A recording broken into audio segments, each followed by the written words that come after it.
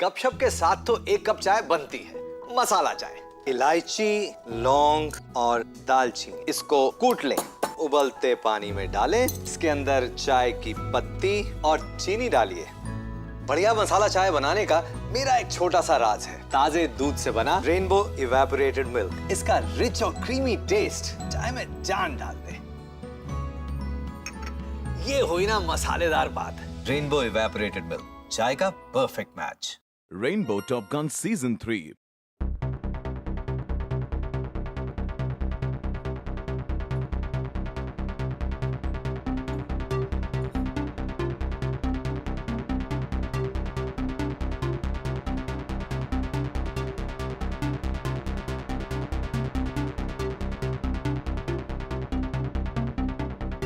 Hello and welcome to Rainbow Top Gun Season 3. I'm your host, Shane Phillips. And on this episode, we look at the story of Dr. Ram Buksani, a man who started trading on the shores of Dubai Creek before the UAE was even a country. His story fires the imagination of what's truly possible with focus, hard work, and sacrifice.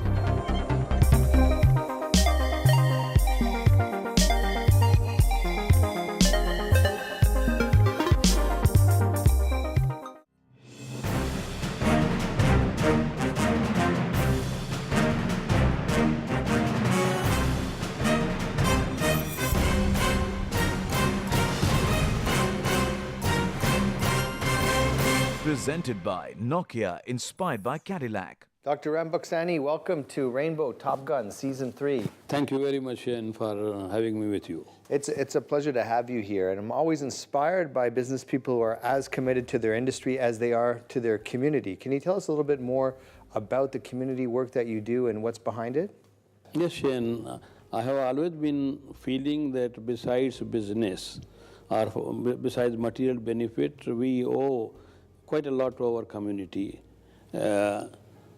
Particularly in this part of the world, when Indians started coming here, I realized that our own government had been very insensitive to requirements of Indians.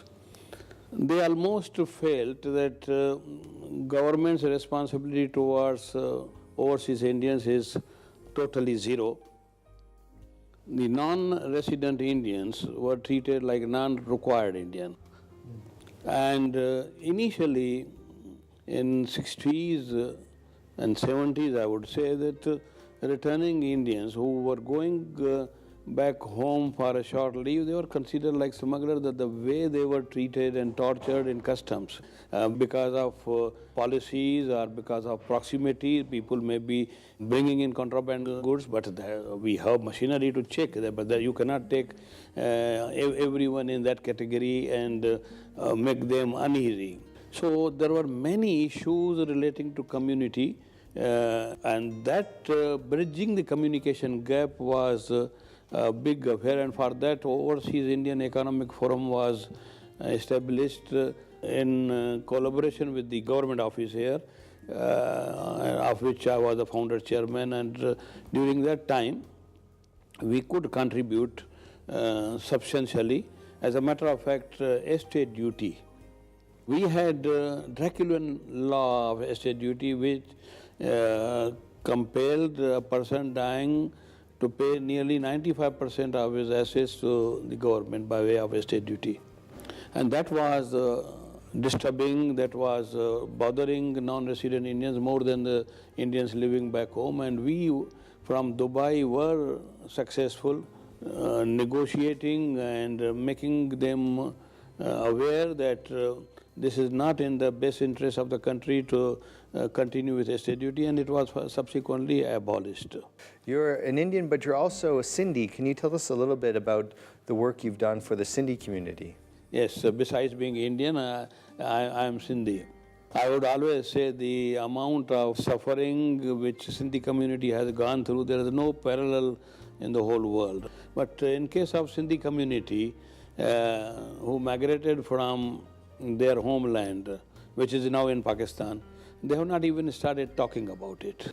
They had to leave during independence, come to present India and They left their homes, they left their yes. businesses.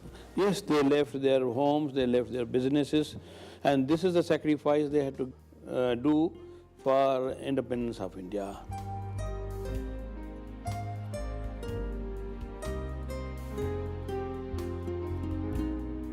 They took your house, they took your land. You know, isn't there some anger, some resentment? Don't you want vengeance? Is there some hostility there after such an experience? And the problem is with Sindhis that you cannot provoke a Sindhi. And that shows in our civilization. If you go and see Mohenjo-daro, what was found? Utensils, musical instruments, not even a single weapon was found. They are a very peaceful community. And maybe this is the reason that they had to run away from the place. Right, right. So what was your transition? Because you were part of that migration into India. Yes, yes, I will remember very well. Although I was 5 years old when I came back, but my mother and my grandmother have been telling us those stories. Of course, they are no more.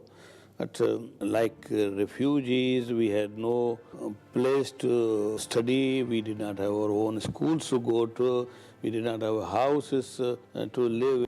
You're actually one of the most prominent Sindhis in the entire world. Can you tell us a little bit about some of the contributions you've made to the Sindhi community? In my own humble way, to protect the identity, and the identity comes by protecting the language.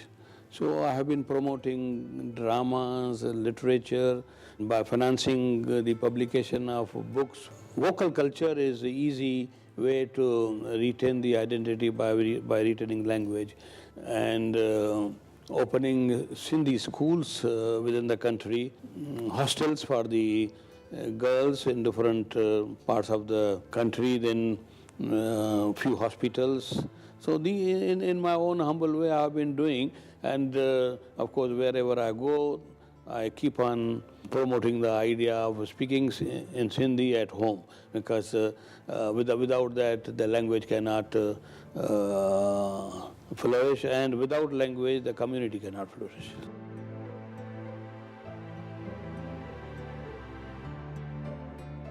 And your father was a businessman as well? Yes, he used to live in Canary Islands in Tenerife, and also partly he stayed in Gibraltar. Okay, what was his business? It was textiles. Your father didn't come to Dubai. How did you decide to come to Dubai? Why not go with him to Gibraltar? At the age of 5, that is exactly the time when we came to India, and I had 4 siblings. My mother became widow at the age of 34. My mother could not take care of all the 5 children without any earning member. So she was liquidating her jewelry piece by piece, and she was taking care of all the children. And I was working in Baroda where I was studying, so I used to work and study together because it was family need. This way life was going on, and then I thought that I must look for a job overseas. And one day I saw an advertisement in the newspaper. This KAJ Chotarmal and Companies was one of the companies I was looking for to get a job with. And I saw their advertisement, and they had a job for in Dubai. I had never heard about Dubai, but I applied. And it was office assistant's job, and I applied for it. They took my interview in Bombay, gave me a job, and the rest is history. I came here. I would not say that there were no challenges, but the problem is it's only when you consider them as challenges it becomes difficult. But if you start facing the situation as they come, there are no more challenges for you. Presented by Nokia, inspired by Cadillac.